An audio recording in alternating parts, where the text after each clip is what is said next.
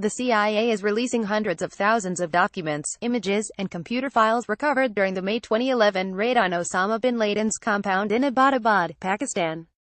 The newly available material provides invaluable insights into the terrorist organization that struck America on September 11, 2001. FDD's Long War Journal has advocated for the release of bin Laden's secret cache since 2011, arguing that such transparency would help to better inform the American people, experts and policymakers. Today's release goes a long way toward satisfying that goal. We applaud the CIA and Director Mike Pompeo for making this material available to the public.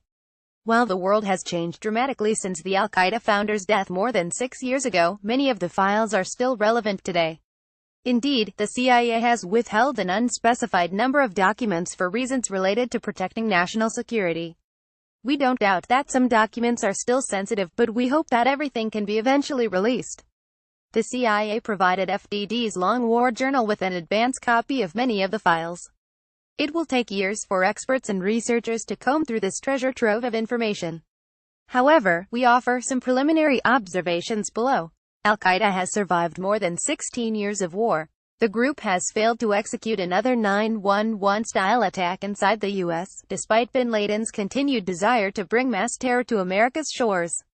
Numerous plots have been thwarted by counterterrorism and intelligence professionals, and bin Laden's organization has suffered setbacks, including the loss of key leaders.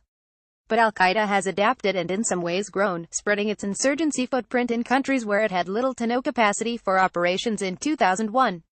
The newly released files help to explain how Al-Qaeda groomed supporters everywhere from West Africa to South Asia. With that perspective in mind, here's some of what we've already learned from the files posted online today. The world can see Hamza bin Laden's face, as a young man, for the first time. Since 2015, Al-Qaeda has released a string of audio messages from Osama bin Laden's son, Hamza. Al-Qaeda is clearly attempting to capitalize on the bin Laden brand name and build Hamza's profile in jihadi circles. Yet, the organization has refused to release current images of Hamza, likely fearing that this would increase the threats to his safety. On the most recent anniversary of the September 11th attacks, for example, Al-Qaeda produced an image of the World Trade Center with a stock photo of Hamza as a young boy superimposed on one of the towers. Two newly released videos show scenes from Hamza's wedding, publicly revealing his face as a young adult for the first time.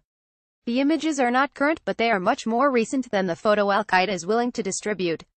That same video footage shows other senior Al-Qaeda figures, including Mohammed Islambouli, the brother of Anwar Sadat's assassin. Islambouli lived in Iran for much of the post-9/11 period and, in more recent times, has been in Turkey. The public can finally examine Osama bin Laden's personal journal. One of the newly available files is a handwritten, 228-page journal kept by Osama bin Laden himself. The notebook contains the Al-Qaeda master's private reflections on the world and Al-Qaeda's place in it. Some of the pages contain bin Laden's thoughts on the 2011 Arab uprisings, which bin Laden wanted his men to capitalize on. While Al-Qaeda did not predict the revolutions that swept through North Africa and the Middle East, it moved quickly to set up operations in countries such as Libya. Bin Laden was in charge of Al-Qaeda's global network. The Abbottabad repository confirms that bin Laden was anything but retired when U.S. forces knocked down his door. He was not a mere figurehead. During the final months of his life, Osama bin Laden was communicating with subordinates around the globe. Recovered memos discuss the various committees and lieutenants who helped bin Laden manage his sprawling empire of terror.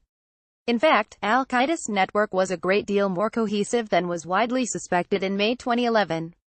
Groups such as Al-Qaeda in the Arabian Peninsula (AQAP), Al-Qaeda in the Islamic Maghreb (AQIM), and Shabab in Somalia regularly sought and received the Al-Qaeda master's direction. Other organizations, such as the Pakistani Taliban, are featured throughout the documents as well. And Al-Qaeda continued to maintain a significant footprint inside Afghanistan, relocating personnel to the country in 2010 and fighting alongside the Taliban. Bin Laden wasn't always pleased with the course his subordinates pursued, and his men debated a variety of matters internally. The Al-Qaeda master sometimes instructed his followers to hide their allegiance to him, calculating that it would cause additional problems if their fealty was acknowledged. The Al-Qaeda founder also viewed the world through a conspiratorial lens, often misjudging his main adversary, America. However, bin Laden kept up with current events and studied America's approach to the wars in Afghanistan and Iraq. One of his minions even translated sections of Bob Woodward's 2010 book, Obama's Wars, so that he could understand the Obama administration's strategy for those conflicts. The files provide new details concerning al-Qaeda's relationship with Iran. One never-before-seen 19-page document contains a senior jihadist's assessment of the group's relationship with Iran. The author explains that Iran offered some Saudi brothers in al-Qaeda everything they needed, including money, arms and training in Hezbollah camps in Lebanon, in exchange for striking American interests in Saudi Arabia and the Gulf. Iranian intelligence facilitated the travel of some operatives with visas, while sheltering others. Abu Hafs al-Mauritani, an influential ideologue prior to 9/11, helped negotiate a safe haven for his jihadi comrades inside Iran. But the author of the file, who is clearly well-connected, indicates that al-Qaeda's men violated the terms of the agreement and Iran eventually cracked down on the Sunni jihadists' network, detaining some personnel. Still, the author explains that al-Qaeda is not at war with Iran and some of their interests intersect, especially when it comes to being an enemy of America. Bin Laden's files show the two sides have had heated disagreements. There has been hostility between the two. Al-Qaeda even penned a letter to Ayatollah Khamenei demanding the release of family members held in Iranian custody. Other files show that Al-Qaeda kidnapped an Iranian diplomat to exchange for its men and women. Bin Laden himself considered plans to counter Iran's influence throughout the Middle East, which he viewed as pernicious. However, Bin Laden urged caution when it came to threatening Iran. In a previously released letter, Bin Laden described Iran as al-Qaeda's main artery for funds, personnel, and communication. And despite their differences, Iran continued to provide crucial support for al-Qaeda's operations. In a series of designations and other official statements issued since July 2011, the U.S. Treasury and State Departments have repeatedly targeted al-Qaeda's core facilitation pipeline inside Iran. Sources familiar with the intelligence used to justify those designations say they are based, in part, on the Abbottabad files. It is likely that still more revelations concerning al-Qaeda's relationship with Iran remain to be found in the cache made available today. The files are vital for understanding the history of the Iraqi insurgency and al-Qaeda's role in it. Since Bin Laden's death, Abu Bakr al-Baghdadi's Islamic State ISIS rose to prominence, becoming an international menace in its own right and al-Qaeda's main jihadi competitor. FDD's Long War Journal has reviewed dozens of audio files and other documents pertaining to the Iraqi insurgency. This valuable, primary source material provides new details on the history of al-Qaeda's efforts in the Iraq, ranging from Abu Musab al-Zarqawi's earliest days inside the country before the war, to the creation of the Islamic State of Iraqi and Baghdadi's appointment as its chief. One newly available audio file contains a biography for Zarqawi, placing him in Baghdad before the American invasion and tracing his travels to Iran, Syria and elsewhere. Other audio files summarize al-Qaeda's opinions of various Saudi sheikhs, some of whom supported the jihadist efforts in Iraq. An assessment of Bin Laden's support network in Pakistan will require careful analysis.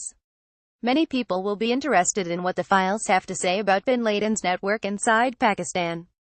He was, of course, hunted down in Abbottabad, near a Pakistani military academy.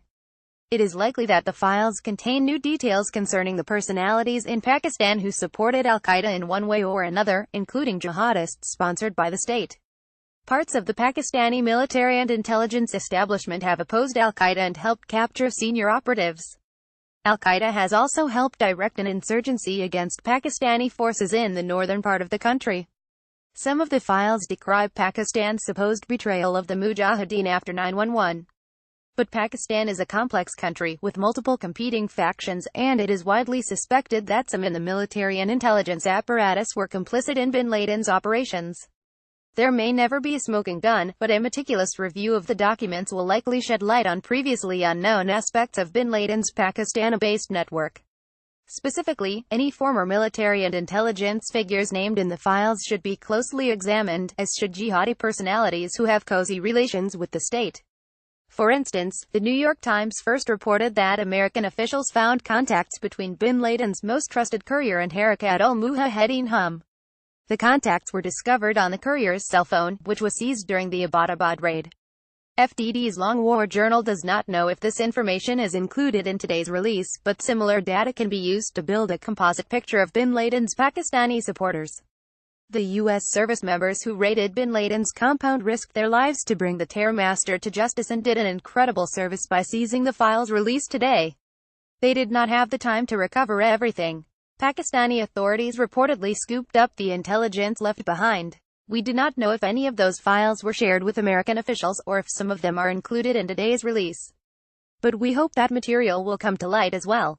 Today's release creates a unique opportunity for experts, researchers and journalists to garner a better understanding of Al-Qaeda. We hope they will join us in the effort to learn more. Bill Razio is a senior fellow at the Foundation for Defense of Democracies and the editor of FDD's Long War Journal. Thomas Jocelyn is a senior fellow at the Foundation for Defense of Democracies and the senior editor for FDD's Long War Journal. Tags Osama bin Laden's files.